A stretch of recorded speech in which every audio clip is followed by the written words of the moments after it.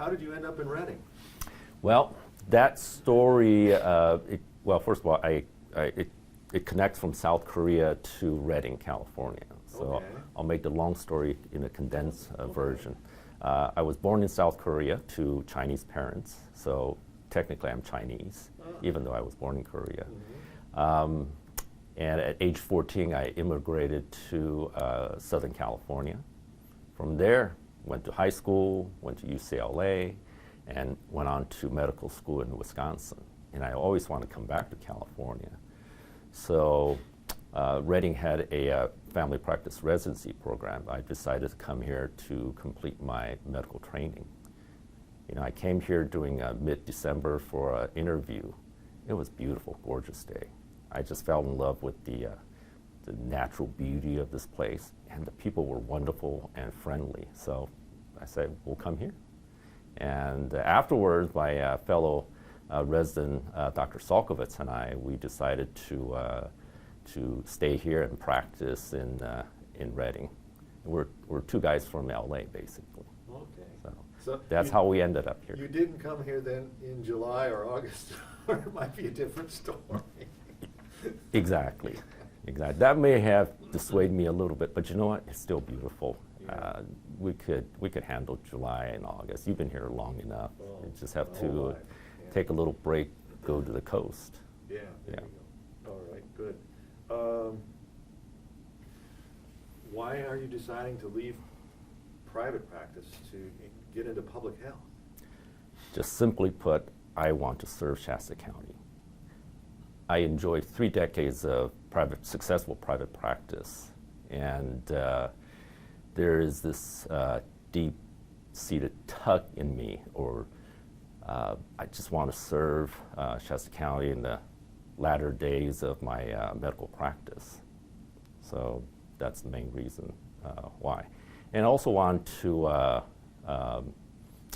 being a public health officer, I want to bring more trust to public health through honesty and transparency. It's different.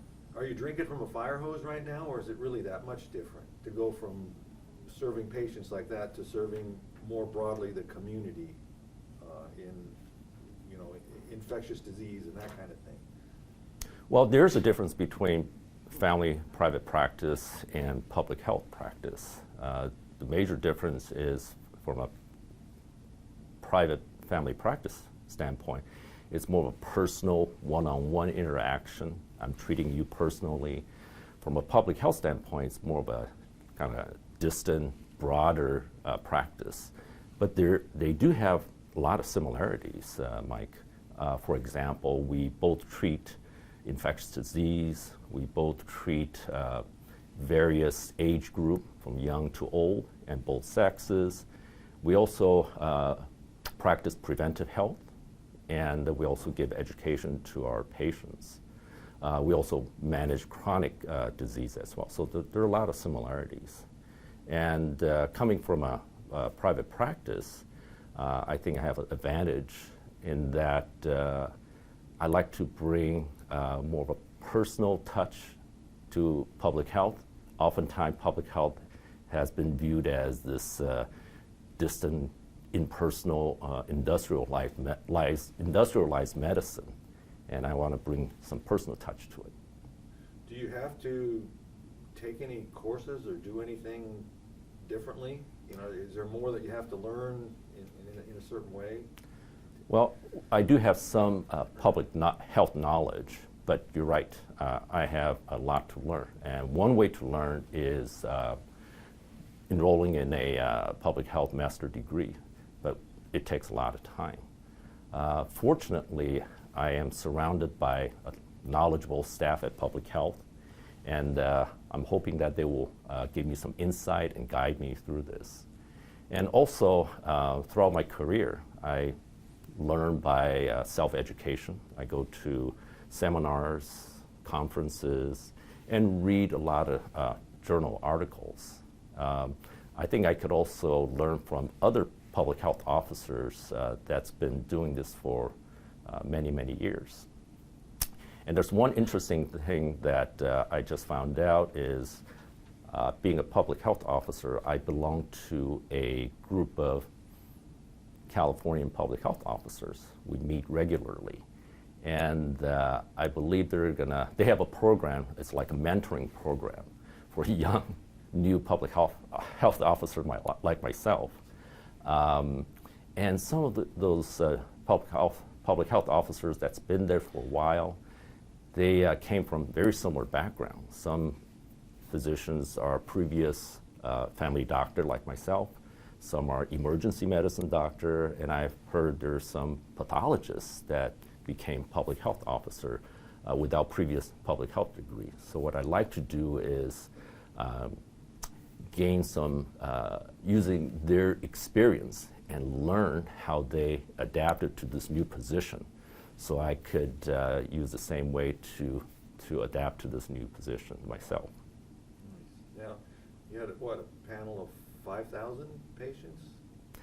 We have about 5,000 patients. So, do you feel guilty about, having to send them out in a time when we don't have a whole lot of private practice physicians now, family doctors? Mike, I do feel guilty. And there are times I lose sleep overnight. I pray every day that somebody will be able to take care of them. So I've been looking for another physician or another entity to take over my practice. So my patients, they don't have to scatter looking for other physicians. And it's very difficult to do in this town. And that bring out the doctor shortage that we have in town. And it's a major critical problem. Unless we take action, Mike, it could get worse. So what I like to do is formulate a plan or strategy to retain physicians or attract physicians from other places. Fortunately, we have three primary care residency programs here in town, and that's a huge advantage, because they're already here, so all we have to do is convince them to stay. So my strategy is to unite the medical community and broader general community to form some kind of welcoming environment for these new doctors, so they would stay. Now, we may have to support them financially, but mostly important, support them socially and take care of their family needs. I think that will really help these physicians think about growing roots here in our community and stay. It takes a village. It does take a village, lots of cooperation. Vaccinations. Yes. Your kind of stance on those, and then more specifically, what if the state sends down a mandate? Everybody's got to get, as what we went through with COVID. So